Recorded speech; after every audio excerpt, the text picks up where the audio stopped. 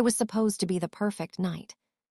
I was 12 years old, finally old enough for my parents to trust me home alone.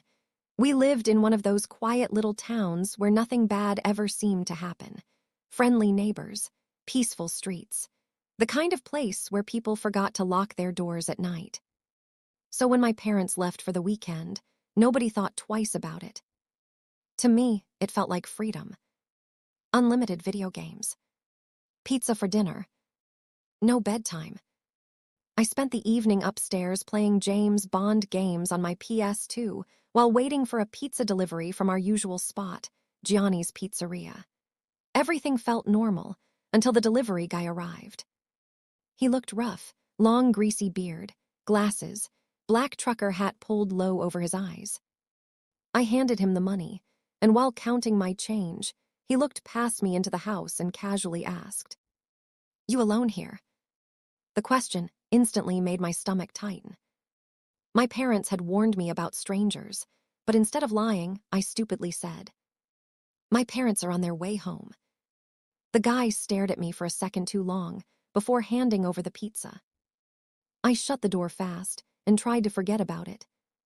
At first, everything went back to normal.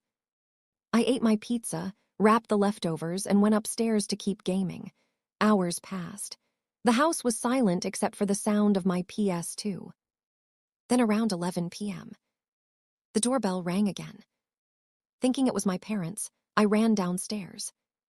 Mom, Dad. But instead of them, a strange voice answered from the other side of the door. "Hey, I need help." I froze. "I need to use your phone," the man said. Something about his voice felt wrong. I asked who it was, but he ignored the question and repeated himself. That's when fear hit me.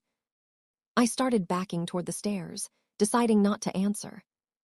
Then suddenly, bang! A loud knock shook the door. "Wait," the man shouted. That's when I realized something horrifying. He could see me.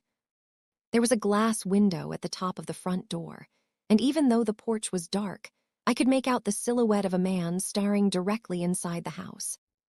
Watching me. I ran upstairs as fast as I could and locked myself in my parents' bedroom while calling my mom. The second she heard panic in my voice, her tone completely changed. "Did he know you were home alone?" And instantly, I thought of the pizza guy. I told her everything. Right then, the doorbell rang again. And again. The man wouldn't leave. My mom told me to stay quiet while they called the police. That's when things got worse. The windows were cracked open because it was summer, and through the silence of the house, I heard the backyard gate creak open. Slowly, softly, someone was entering the backyard. I whispered to my mom that I thought he was trying to get inside. Then came the sound that still haunts me to this day. Footsteps. Inside the house. Heavy footsteps moving downstairs. My entire body went numb.